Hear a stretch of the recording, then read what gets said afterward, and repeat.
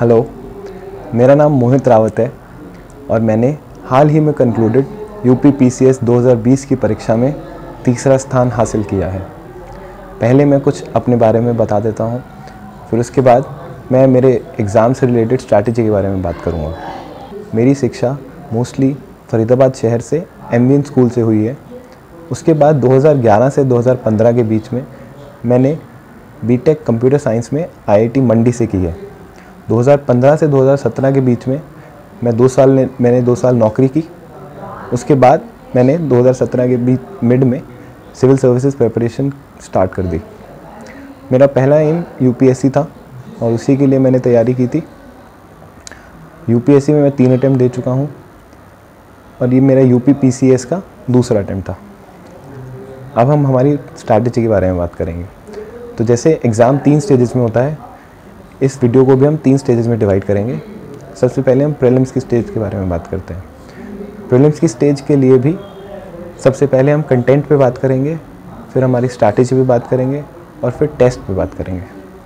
तो कंटेंट पे बात करते हुए सबसे पहले हम बुक्स को देखेंगे जो मेरा स्टडी मटेरियल रही थी। जैसे कि मैंने बताया कि मेरी तैयारी यूपीएससी से रिलेटेड थी, तो मैंने यूपीएससी के लिए जो भी सारी बुक्स हैं वो सारी की हैं।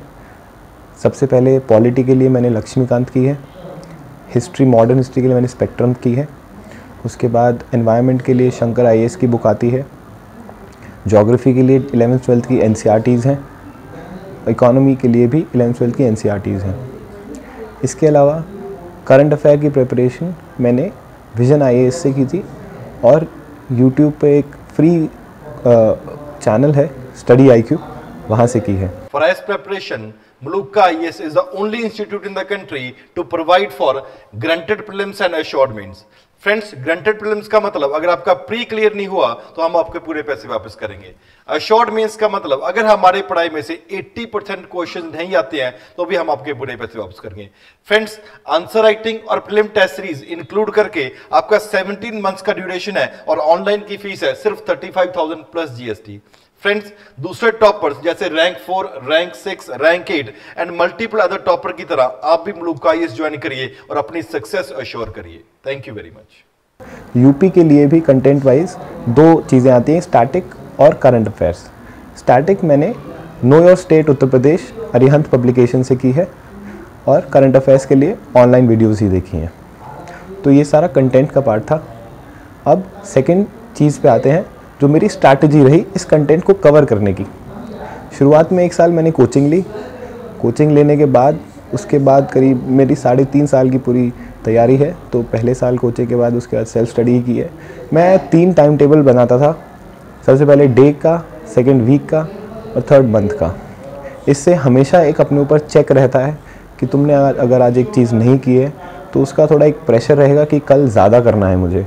अगर तुम कभी भी डिफ़ाइन नहीं करोगे कि तुम्हें क्या करना है, तुम हमेशा कम ही करोगे।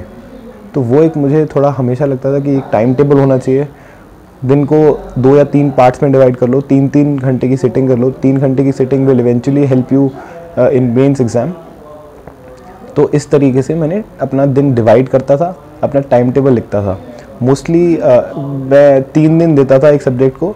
इससे थोड़ा कंटिन्यूटी भी बनती थी और एक चेंज भी बनता था। मतलब ज़्यादा लंबे टाइम तक भी तुम एक सब्जेक्ट नहीं पढ़ सकते और इतने छोटे टाइम के लिए भी नहीं पढ़ना चाहिए कि तुम्हारा दिमाग फिर किसी दूसरी जगह चले जाए, कोई लिंक ना बने। तो 2 से 3 दिन का स्ट्रैटेजी ठीक रहती है। तो ये रही मेरी स्ट्रैटेजी की बात। थर्ड आते हैं टेस्ट और रिविज़न पे। तो टेस्ट मैंने मुझे लगता है कि करीब 50 से 70 टेस्ट तो एक आइडियल टेस्ट रेंज है। डिपेंडिंग ऑन बच्चा कितना जल्दी रिवाइज़ कर सकता है एक टेस्ट को, उसके ऊपर डिपेंड करते हुए तुम 50, 60, 70, 80 टेस्ट दे सकते हो। ज़्यादा दोगे तो रिवीजन के टाइम में प्रॉब्लम आएगी। मुझे लगता है कि अगर तुम 50 या 55 test full length test target कर रहे हो तो एटलीस्ट तुम 45 to 50 टेस्ट 1 महीने से पहले, मतलब एग्ज़ाम जैसे इस बार 13 जून को है तो 13 मई से पहले ख़त्म कर दीजिए। लास्ट वाले महीने के लिए सिर्फ 3 या 4 टेस्ट और मेनली वो जो 40-45 टेस्ट हैं उनकी रिवीजन होनी चाहिए। तो वो बहुत ज़रूरी है। उसके बाद जैसे प्रीलिम्स की स्टेज पूरी ख़त्म होती है, ये मेरा प्रीलिम्स की स्ट्रैटेजी थे। उसके बाद हम चलते हैं मेंस की स्ट्रैटेजी पे। तो मेंस की स्ट्रैटेजी के लिए सबसे पहली बात आती है कि तुम्हारी आंसर राइटिंग कैसी है। आंसर राइटिंग के लिए इसको भी, मेंस की स्ट्रैटेजी को भी हम 3 पार्ट में डिवाइड करते हैं। तो सबसे पहला पार्ट मैं थोड़ा आंसर राइटिंग के बारे में बात करूँगा, फिर सेकंड पार्ट मैं थोड़ा अपना ऑप्शनल के बारे में बात करूँगा, और फिर थर्ड पार्ट कुछ ऐसे इनोवेटिव पॉइंट्स जो तुम्हें थोड़ा एज दिला सकते हैं। तो सबसे पहले answer writing techniques. Answer writing खुद 3 पार्ट से बनी हुई है। सबसे पहले तुम्हारी स्पीड, तुम्हारा स्ट्रक्चर और तुम्हारा कंटेंट, ये 3 चीज़ जब मिलती हैं तब एक बहुत बेहतरीन आंसर बनता है। एक यूपीएससी का भी रूल है 7 मिनट्स और 11 मिनट्स। 7 मिनट में एक 10 मार्कर क्वेश्चन करना होता है और 12 मिनट में एक 15 मार्कर क्वेश्चन करना होता है। तो इसी तरीके से यूपी में भी बस मार्क्स चेंज होते हैं। यूपी में 8 और 12 के मार्क्स के सवाल आते हैं, बट तुम्हारा 7 और 11 का मिनट्स एकदम सेम है। तो तुम्हारी वीकनेस को फाइंड आउट कीजिए कि जो अगर तुम स्पीड में लाके तुम आंसर कंप्लीट नहीं कर पा रहे हो तो तुम्हें स्पीड पे वर्क करना है। दूसरा, अगर तुम स्ट्रक्चर वाइज प्रॉपर नहीं बना पा रहे हो, इंट्रो, कंक्लूजन और बीच में जो बॉडी होती है, बॉडी को कैसे स्ट्रक्चर करना है, तो वो वहाँ पे वर्क कीजिए। तीसरा होता है कंटेंट, कि तुम्हें लिखना नहीं आ रहा, कि तुम्हें मतलब उसके लिए कि कैसा कंटेंट प्रॉपर नहीं है, तो उस पर वर्क कीजिए। मैंने अपना जो एरिया फोकस था कंटेंट बनाया था, तो कंटेंट पे मैंने काफ़ी वर्क किया, शॉर्ट नोट्स बनाए, सिलेबस को देखा। जेईई मेन में perfect 300 out of 300। DKT engineering पे जानिए कि मृदुल और सिद्धांत ने कैसे हिट किया ये target. DKT Engineering, a daily knowledge track platform for JEE aspirants. दूसरी बात मेरे ऑप्शनल सब्जेक्ट पे आते हैं, जो कि है केमिस्ट्री। मेरी ग्रेजुएशन कंप्यूटर साइंस में है।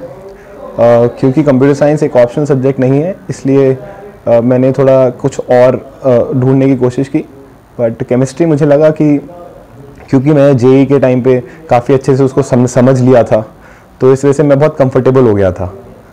तो इसके लिए मैंने केमिस्ट्री चूज़ किया। एक साइंस सब्जेक्ट को चूज़ करने के उसके प्रोज कॉन्स दोनों हैं, बट मुझे ऐसा लगा कि ये सिलेबस बहुत एक्वेंटेड है, इसके साथ मैं जस्टिस कर पाऊँगा। इसके मैंने प्रीवियस ईयर क्वेश्चंस देखे, इसका मैंने सिलेबस देखा, इसके मैंने टॉपर से बात की। तो कोई भी ऑप्शन चूज़ करने के लिए ये आप 3 चीज़ें कर सकते हैं। सबसे पहले उसका सिलेबस देखिए, उसके बाद उसका प्रीवियस ईयर पेपर्स देखिए कि आप कितना आपको ठीक लग रहा है सब्जेक्ट। फिर वो जो सब्जेक्ट जो ले चुके हैं लोग, उनसे बात कीजिए। तो ये 2-3 पॉइंट्स आप देख सकते हैं कोई भी ऑप्शन चूज़ करने के लिए। थर्ड पॉइंट मेंस के लिए वो है कि इनोवेटिव स्ट्रैटेजी या फिर कुछ ऐसी चीज़ें जो आप कर सकते हैं अगर आपने ये सब कंटेंट अच्छे से प्रिपेयर कर लिया है और फिर भी आपको कुछ दिक्कत आ रही है। तो मुझे ऐसा लगता है कि सबसे पहली बात, आप सिलेबस के अकॉर्डिंग चलिए।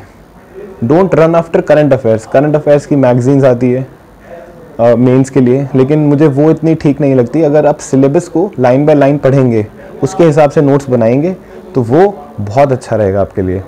क्योंकि पेपर सेट करने वाले जो लोग हैं वो सिलेबस देख के पेपर बनाते हैं, करंट अफेयर देख के पेपर नहीं बनाते। तो सिलेबस वाइज अपने नोट्स बनाइए, सिलेबस वाइज अपना पढ़ाई कीजिए। सिलेबस को हमेशा दिमाग में रखिए, चाहे आप कुछ भी पढ़ रहे हैं। तो सिलेबस वाइज मैंने बनाया और वो दैट वर्कड फॉर मी। दूसरी बात यह है कि pre prepared introduction and conclusion. अगर कोई भी क्वेश्चन आता है, जैसे सिलेबस में पॉइंट है सेकुलरिज्म से रिलेटेड, तो अगर तुम्हें प्री प्रिपेयर्ड कुछ सेकुलरिज्म से रिलेटेड है तो वो काफ़ी अच्छा रहता है, इंट्रो और कंक्लूजन। तो आपका जो जैसे 7 मिनट में एक आंसर लिखना है, जो कि बहुत मुश्किल होता है, तो अगर सेकुलरिज्म से कुछ रिलेटेड कुछ क्वेश्चन आया है और तुम्हारे पास इंट्रोडक्शन कंक्लूजन प्रिपेयर्ड है, तो तुम्हारा हाथ फटाफट चलता है कि ये वाली चीज़ मैं लिख देता हूँ। Indian model of secularism is better than western model. Swami Vivekananda का कोट लिख सकते हो आप, और ऐसे ही कंक्लूजन प्रिपेयर कर सकते हो। तो सारे जो टर्म्स हैं, मेन टर्म्स हैं, उसके लिए जैसे वुमेन से रिलेटेड क्वेश्चन है, डेटा कुछ डाल सकते हो, कोई रिपोर्ट डाल सकते हो, तो ये प्री प्रिपेयर्ड हो तो हमेशा एक तो तुम्हें शॉर्ट आंसर्स, एक तो आंसर्स हमेशा टाइम पे कंप्लीट होंगे तुम्हारे, और दूसरा तुम्हें एक एडेड एडवांटेज मिलेगी दूसरे से, क्योंकि वो बंदा उसी टाइम उसका इंट्रोडक्शन सोच रहा है और तुम्हारा प्री प्रिपेयर्ड है जो कि एक डेटा लोडेड होगा। तो इस वजह से ये कुछ टेक्निक्स हैं, ये खुद मुझे वरुण सर ने बताई थी, जो कि सारथी मेंटरशिप पे एक मेंटर है। फिर तीसरी स्टेज पे आते हैं, जो कि है इंटरव्यू स्टेज। इंटरव्यू क्योंकि इंटरव्यू की वेटेज थोड़ी कम है, मतलब मेंस इज़ अबाउट 1500 मार्क्स और सिर्फ 100 मार्क्स का इंटरव्यू है, और इंटरव्यू हमेशा थोड़ा डाइसी होता है। तो it is always advisable to score maximum in mains, क्योंकि मेंस तुम्हारा ऐसा है जो थोड़ा बहुत तुम्हारे एक्सपेक्टेशंस के अराउंड घूमता है, जो सिलेबस दिया है क्वेश्चन वहीं से आएंगे। इंटरव्यू हमेशा एक ऐसी स्टेज है जिसमें क्वेश्चन कहीं से भी उठ के आ सकता है, तो मैं एडवाइस करूँगा सबसे पहले तो focus on mains mostly. Now coming to interview में करीब 4-5 टाइप के सवाल आते हैं। सबसे पहला और सबसे इम्पॉर्टेंट है तुम्हारा ऑप्शनल सब्जेक्ट। आई थिंक मैंने जितनी भी ट्रांसक्रिप्ट पढ़ी हैं इस बारी, सभी में opening question is from your optional subject. जिसका भी किसी का PSIR है या हिंदी लिटरेचर है, मेरा खुद का क्वेश्चन वॉज फ्रॉम केमिस्ट्री। पहली सबसे इंपॉर्टेंट चीज़ है, and not only the practical applications. For example chemistry था मेरा ऑप्शन सब्जेक्ट, तो प्रैक्टिकली उन्होंने ये नहीं पूछा कि केमिस्ट्री का रोल क्या है या कैसे करोगे, या फिर वैक्सीन डेवलपमेंट के बारे में या फिर किसी और चीज़ के बारे में, बट उन्होंने थ्योरेटिकल केमिस्ट्री पूछा। मतलब जो एक्चुअल जो हम क्वेश्चंस लिखते हैं, तो थ्योरेटिकल पार्ट पे भी ध्यान देना है, नॉट ओनली प्रैक्टिकल एप्लीकेशंस। उन्होंने मुझसे methane laboratory method of preparation of methane पूछा, मतलब तो उसके हिसाब से भी पढ़ाई करना। दोनों पार्ट कवर करने हैं ऑप्शनल सब्जेक्ट के, theoretical as well as practical applications in day to day life. जो दूसरी बात है वो है आपका ग्रेजुएशन या पोस्ट ग्रेजुएशन सब्जेक्ट, उससे भी काफ़ी क्वेश्चंस आएंगे आपको। जैसे मेरा कंप्यूटर साइंस है, तो उससे रिलेटेड भी आपको दोनों एरियाज़ कवर करने हैं। कंप्यूटर साइंस का बेसिक्स जो होते हैं, कंप्यूटर रिलेटेड क्वेश्चंस, और दूसरा कंप्यूटर साइंस की एप्लीकेशंस। एडमिनिस्ट्रेशन में कंप्यूटर साइंस कैसे यूज़ कर सकता है, कंप्यूटर का क्या रोल है, टेक्नोलॉजी का क्या रोल है, वो चीज़ें आपको प्रिपेयर करनी पड़ेगी।